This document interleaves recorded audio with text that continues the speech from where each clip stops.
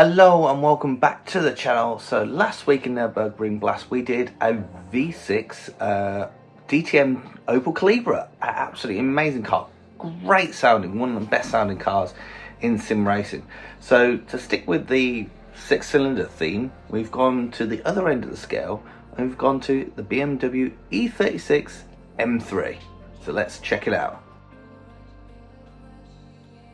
So the e36 M3 is a very different kind of car to the Opel DTM car, and it's a road car with 316 horsepower right to the rear wheels. So this is going to be interesting. It's a lot softer and a lot more compliant than the DTM car, but doesn't quite have as much power. Now, I'm not expecting amazing lap times. I'm probably expecting somewhere around about the 8:20 to an 8:30 minute lap at a guesstimation with this kind of power. So it's going to be interesting to see how it goes. Old school manual. So if you want to find out how fast it does go, let's go to it. Right, so the BMW e36 M3 versus the Nürburgring. I believe there is a written law that there has to be an e36 on the Nürburgring at all times.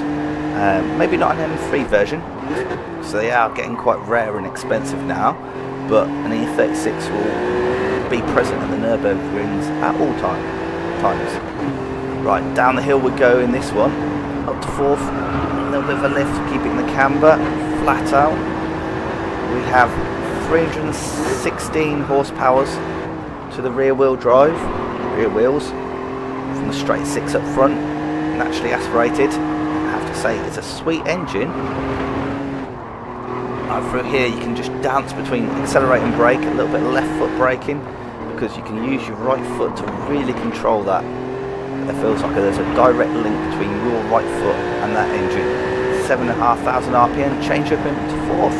Right, flat out we go, up over the bridge, towards the rise, should be easy, flat, up over the rise, and then dab a brake, get some weight transfer over the front wheels.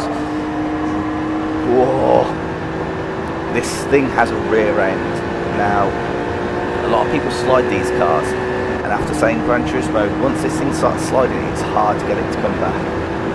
Right, flat out towards Schredenkreuz, over the rise, be gentle on the brakes, don't want to put too much weight over the front.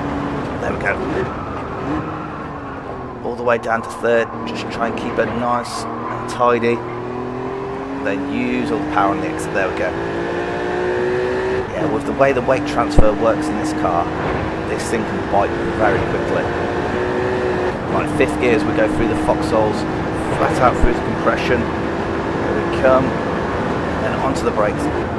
Up over the foxhole curb, down to third. Tyres squealing. Whoa, that rear end. One that come round. And flat out. Right, now let's try and catch some of these faster corners. Definitely think if you were modifying this, the first thing you would do is a bit of tyre and suspension. Maybe not more grippier tyres, doesn't need that at this point, but definitely suspension, body control. Right, down to third, get the nose in, a little bit of understeer there. Up over the rise. Temptation is to go for second through some of these slower corners here, but third is just as long as you're over that 5,000 RPM, great gear. Down, up over the curb there, right, miss. Gonna go down to third, just to try and control that rear end, rather be in control of it with my right foot than with the brake pedal. Right, hard on the brakes now. Get that nose in, turn. Power, and then up through the gears into third. Right, you can relax for 3.5 seconds, and then back on the brakes. Third gear, get that nose in. She likes it through there. Yes, car feels nice and stable. Positive front end. Up the hill, and there you go. See, just on the power. And yes, this is not lightning acceleration. It's lovely and linear. Right, flat out through the Lauda kink. Early on the brakes here. Brakes are maybe another area that kind of let this car down. Again, I think if you're track prepping it, done coilovers, maybe drop a bit of the interior weight. the job done. Right, up the hill. This is where the lack of power, as I say, 316 horses, 1,460 kilos, which is just starting to struggle up this hill. As fast as we can go. Top of 4th now.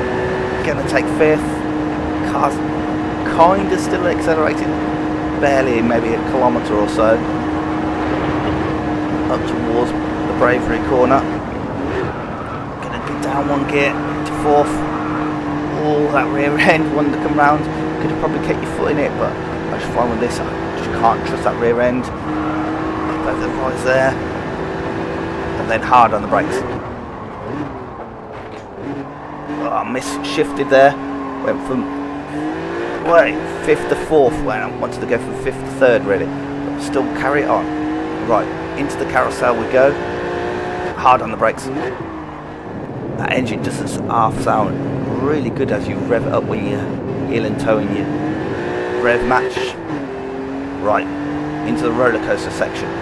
Car should do well here because we've got plenty of suspension travel, so we can definitely make most of the track through here. Right, up the hill, I'm going to dab a brake down to 3rd so we can accelerate through these corners rather than coast. I think it'll just be safer. Up over the rise and then back on the power. Come on, there we go. Down we go the hill towards Wipperman into 4th. Lift off, get the nose in. Gonna go back to 3rd so we can use the power of 3rd. Dab a brake. Almost hit the red line through there. And this is all about just controlling that rear end. I think the front end has got more to give than the rear end. I feel like the front end is a lot more pointier than the rear end can handle. Bruncheon we go, and then back on the power. There we go, nice, nice, nice. Gonna try and keep it for 3rd here. Gonna brake early, get a nice early turn in, and then up over the rise. There we go. Whew. Right, up to 4th. Do we get catch air through here? Let's find out. Maybe a little bit. Needs a bit more pace. Really push it. You could definitely turn this into quite a ring animal. Up over the rise. Well, there we go. There's the rear end. I had to get out the power there because you could have tried to hold it, but that kind of speed and the pendulum effect that you get in this car. Worst corner on the track. Take 3rd early. Hold 3rd. And then again through here. Right, baby carousel, here we come. God, you have to have your wits about you. It definitely, that rear end definitely scares you. A lot of driving a car fast is confidence. And if you can't be confident in that rear end, it's going to make your life a lot harder. You're just going to lose pace. You're just not going to push that hard. Right, Dottinger here. Let's see what kind of speed we can get out of it. Can we get 6th gear? That's 7.5. That's into 5th. We're at what? That's 220 kph. 240's coming up. It's starting to struggle. This is probably going to be its VMAX through here. Don't think we're going to get 6th gear. Next chicane. That could be touchy at these kind of speeds. Yeah, we're going to hold 5th. Right through here, that's VMAX. We're going to have a dab of brake. Just calm the car down.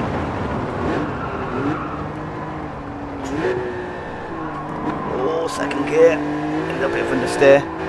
Right, final corner. Get that nose in and squeeze on the power. There we go. Right, power all the way to the line, and across the line we go.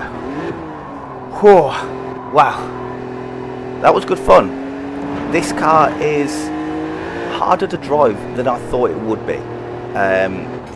Once that car starts wanting to slide, it is hard to bring this thing back. This whole lap is about controlling that rear end. I think the front end, the engine, fantastic, but the rear end feels quite unruly.